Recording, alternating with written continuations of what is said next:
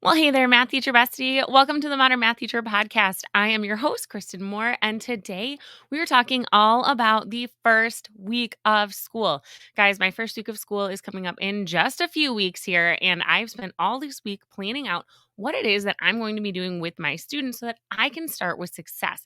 And I want to talk about those critical aspects that are going to make sure I'm successful this school year and make sure you are successful this school year. How you set your expectations and ease into content during these initial days can really make or break the tone for the rest of the year. So, let's talk about how to get your students engaged, comfortable, and ready to learn math from day one. First up, we want to talk about setting really clear expectations.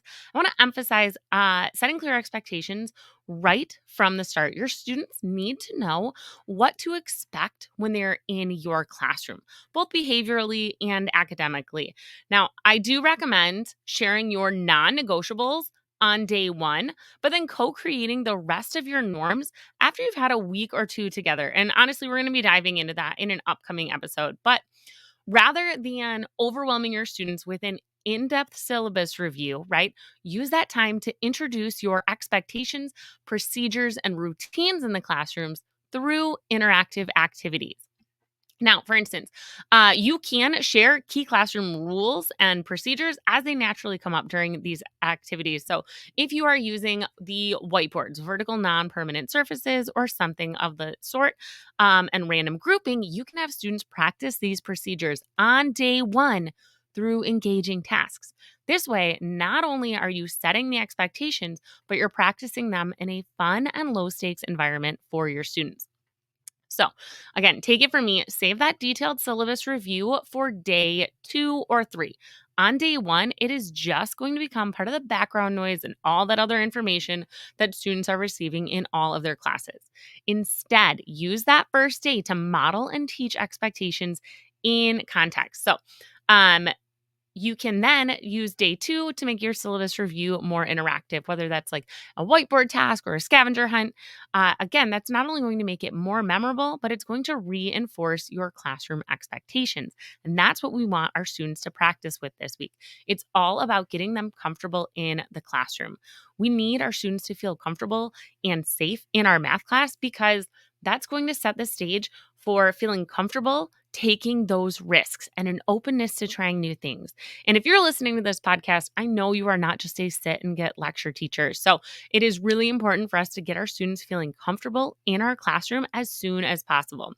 So we're going to use this first week to help students connect with one another and start building that positive classroom culture through these activities where they're practicing the norms in these kind of math adjacent tasks.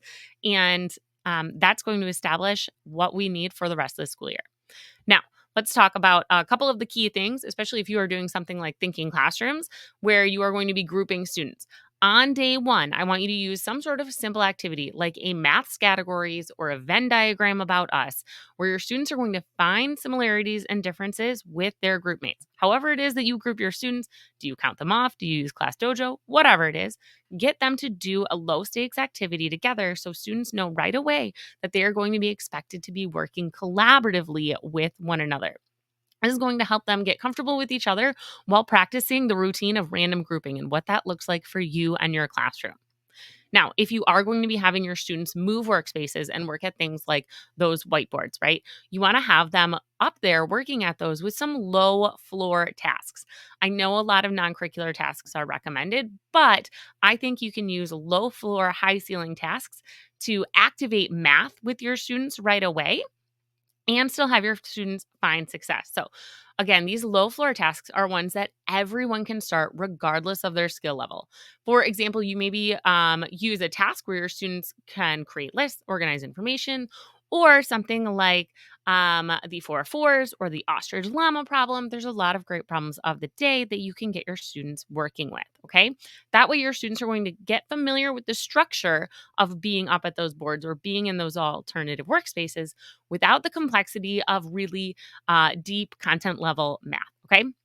And our key here, again, you guys, I can't stress this importance enough, is practicing these routines early so they become second nature in your classroom. The sooner your students feel comfortable with these classroom procedures, the more smoothly your lessons are going to run.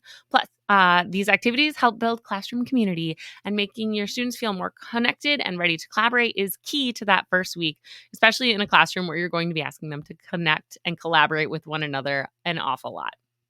Now, I mentioned up at the VNPs or at your whiteboards, you want to kind of ease into your math content. Yep, right away. First week of school.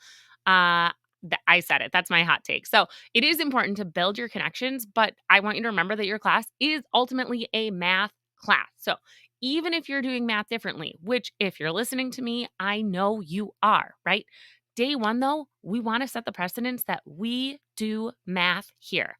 But that doesn't mean that we are jumping in to heavy content. As I said just a moment ago, we want to think about those low floor, high ceiling tasks. Okay. We can ease into our math with these low floor, high ceiling tasks.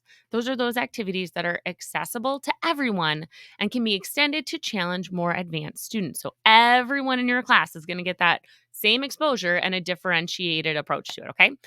For example, the ostrich llama. I don't know if you guys have ever seen that problem. One of my personal favorites to do with students, or the 4 4s, which I know so many of you know. They're great for students who start thinking mathematically without feeling overwhelmed, because they can solve both of those problems or work through those problems with whatever skill level they're already coming with. If they're doing ostrich llama and they're not to the point where they are writing equations for it, that's fine. Let them draw the ostriches and the llamas and start counting the legs and the heads and like figuring it all out. Again, it's a super fun problem. I'll try to link that here in the show notes if I can find a copy for you guys. Um, so in addition to doing these like low floor, high ceiling tasks, which are awesome, you maybe want to think about doing some sort of scavenger hunt. I like to do this with geometry so my students can see where geometry is in the real world, but you can do scavenger hunts with really anything. I'm sure a quick TPT or Pinterest search could find something for you for that. But really, the goal here with something like that is to reactivate prior knowledge from the previous year so that your students can successfully do it while making the transition to the new material a little bit smoother, right? So if you're teaching geometry at the high school level, guess what? Your students have been studying geometry throughout their entire K-12 career so far. They just have been. My third grade, nope, he's going to be a fourth grader. Last year, my third grader was working on classifying quadrilaterals. At the same time, my 10th graders were working on classifying quadrilaterals. So I promise you, it can be done. You can find something that they can be successful with and scaffold them up. Remember, starting with these types of tasks is going to allow your students to feel that success early on in your class, right? And a lot of students come with math anxiety or math baggage. So getting them successful that first day, those first 2 days, super crucial for building their confidence. It also was going to send the message that math is both fun and challenging, a balance that we're going to maintain throughout the entire school year. Now, let's take a peek into what I'm doing this year in my classroom. Last year, I shared what I was planning for everything. So, this is my share on what my plan is for this year, because I've been thinking a lot about the classes that I'm teaching. So, in my classroom this year, I only have 2 days with each sets of my students to plan for the first week. That is not a lot of time. One of them is more of a half day schedule, so about 40 ish minutes. And then the other one is a full block, which is about 80 ish minutes. Okay, so that's the stage. It's the end of August. Everyone's excited to be back in school.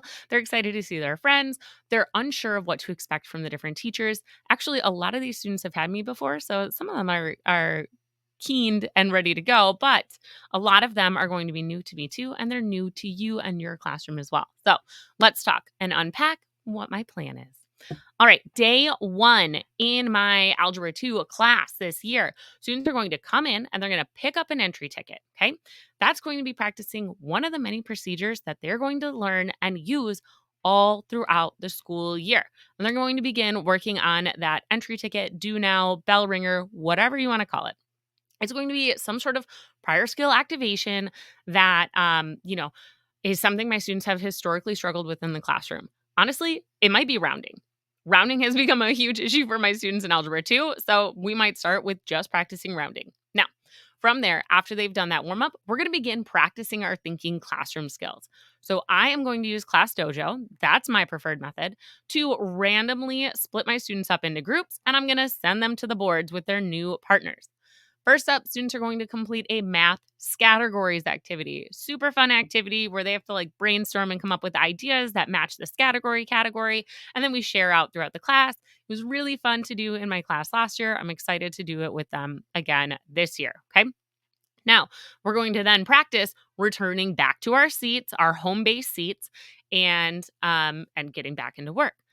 After that, we're going to do it again. I'm going to split them up again, send them back to the board. So they've now practiced this activity twice. This time, I'm going to have them work through the 4 4s. I really like this one because it gets students remembering all the different procedures and procedural skills that they have been using, introduces me to what level of like procedural remembrance my students have. Like, do they remember you can square or cube or what a square root is? It just kind of gives me a feel for where my students are at procedurally and what arithmetic operations they already know how to do.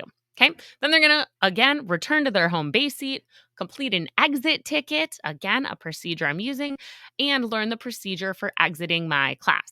All of that in about 40 minutes. Are they going to get through all the 4 4s? Absolutely not. That's not enough time. I'm just going to put a timer on it. How many can you get through? Work with your team. Again, it's all about introducing math early in a way that they're going to be successful and learning these routines. So, now day 2, full class period, 80-ish minutes.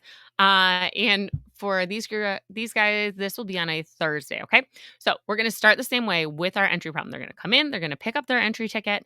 They are going to go over to their seats, right? Their home base seats, and work on that problem.